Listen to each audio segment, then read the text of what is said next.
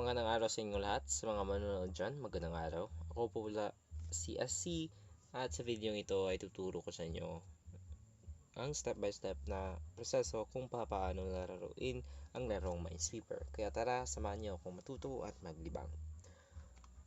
Una is mag-start muna tayo ng bagong game. Kaya i-click mo yung play at yan. So makita niyo ito ang board natin. At ang board ay naglalaman ng mga cell. So, yung mga boxes na nakikita nyo, yan ang mga cell. At mag-random tayo ng click. So, first click natin is garantisadong hindi naglalaman ng bomba. Kaya, click. Oops. Hindi. Click muna tayo ulit. Ulitin natin i-click. Yan. So, yan. So, may tatlong states ang mga cells. So, open cells, ito, mga open cells. Unopened cells, mga ito. Ito yung mga unopened cells. At flag cells. So, ganyan. Yan yung mga flag cells. Meron ding tatlong laman ang mga unopened cells. Una, empty cells. Yan, empty cells. Pangalawa, number cells. Ito palang empty cells. Number cells. Ito. At pangatlo, ay bomb cells. Yan. Yan yung bomb cells. So, i-retry muna natin. Kaya, i-click mo yung smiley face na nandito sa ibaba. At makikita nyo, dito sa ibaba, merong number of flags na nag-iindika na merong siyam na bomba. At dito is ito yung ating timer. Kaya, click para mag-restart ang game. Step 2 is i-analyze muna natin. Alamin muna natin kung paano nagbe-behave ang mga numero sa tile. So, ang mga numero ay nagrepresenta ng ilang bomba ang nasa 3x3 grid na nasabing numero. Halimbawa, kapag merong number 1 sa tile, ibig sabihin may isang bomba. Kapag merong number 2 sa tile, ibig sabihin may dalawang bomba. And the same goes for the other numbers maxed at 8. Kung may apat na numero, may apat na bomba sa kanyang 3x3 na paligid. Kaya, tignan natin sa in action, right? So, nakita natin na may number 1 dito at sa kanyang paligid, so itong 3x3 is eksaktong merong 1 unopened cell. So, alam natin na ito ay isang bomba. The same goes for here. Ito ay naglalaman ng isang bomba din. So, ito. Yan. At ito yung pangatlong step, flagging. Kung alam natin na merong bomba, lalagyan natin ng flag para magsilbing indikasyon na may bomba sa cell na ito. Kaya dito may sa 3x3 na paligid niya is merong may isang unopened cell, so nag-indicate na may bomba dyan. At ito rin may bomba. So yan. So ang pinaka-easy na obvious na may bomba is ang mga corner ones. So makita nyo, yan ang mga corner ones. So dun tayo sa pang-apat na step is elimination. Kung tapos na markdown ng possible or exact bomb positions, maaari na tayong mag-click ng ibang cells. Unang-una nating tandaan, wag lang random ang pindot, baka may lamang bomba ang mismong napindot na cell. Kaya dapat kabisado at may confidence tayo sa pagpindot.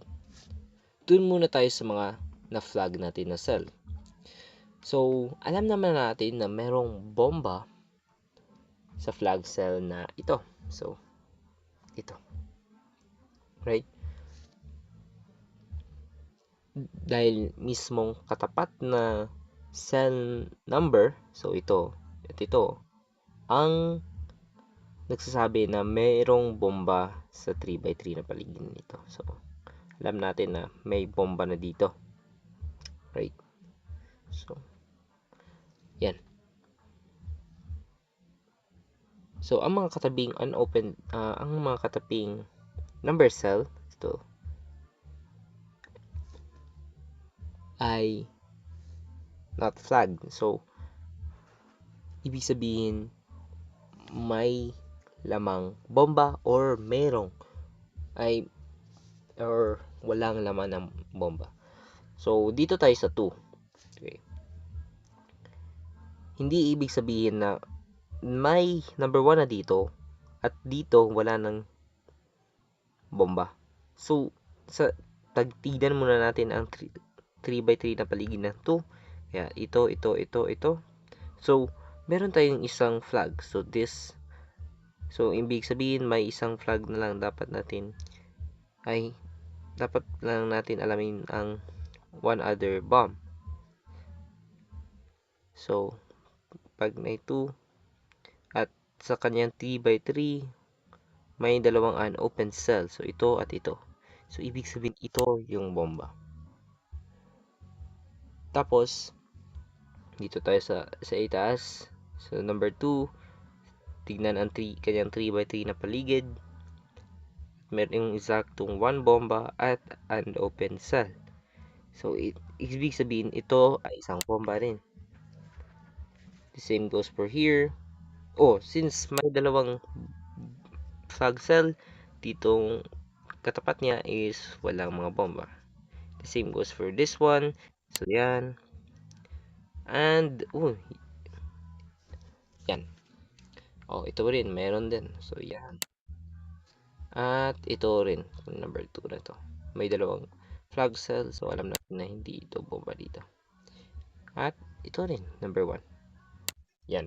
So, yan, na-eliminate na natin yung mga walang mga bomba na cell. Kaya, dun tayo sa step 5. I-repeat lang natin ang steps 2, 3, 4, at i-clear ang game. Kaya dito tayo sa number 2.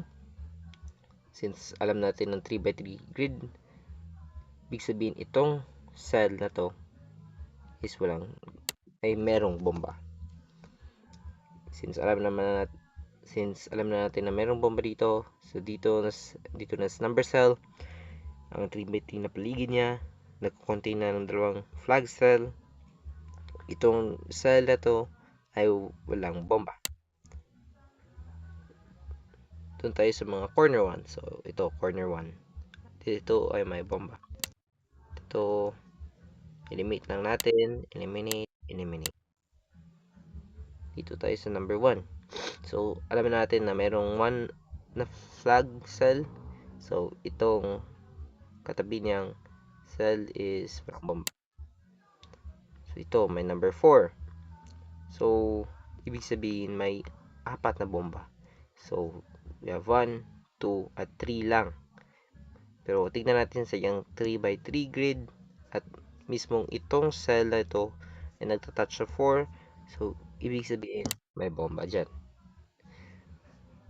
So, yan. So, paano natin i-locate ang bomba ng 4 na ito? Na meron lang tayong tatlong flag cell sa kanyang 3x3.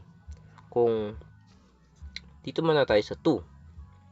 Since alam naman natin ang 3x3 paligid ng 2, ibig sabihin ito ay isang bomba. At yan. So, itong 4 is nagko-contain na ng 4 na flag cell. At sa ibaba, tignan nyo sa ibaba, wala na tayong bomba. Kaya, ibig sabihin, itong cell numbers. So, kaya is na-complete na natin yung game. So, karagdagan tips, kung gusto nyo mabilis i-clear ang game, merong mga technique at ways na mabilisan sa pag-clear ng game. Maaari kayong manood o pumunta sa mga website patungkol sa Minesweeper. Naghahandog sila ng in-depth guide sa pabilisan ng pag-clear ng game. Nakalimutan ko nga pala. Ang pang-anim na step is magsaya at matuto. Kaya ano nang hinihintay nyo? Tara't na't pag-sweep ng mga mines. Ako nga pala si SC. At peace.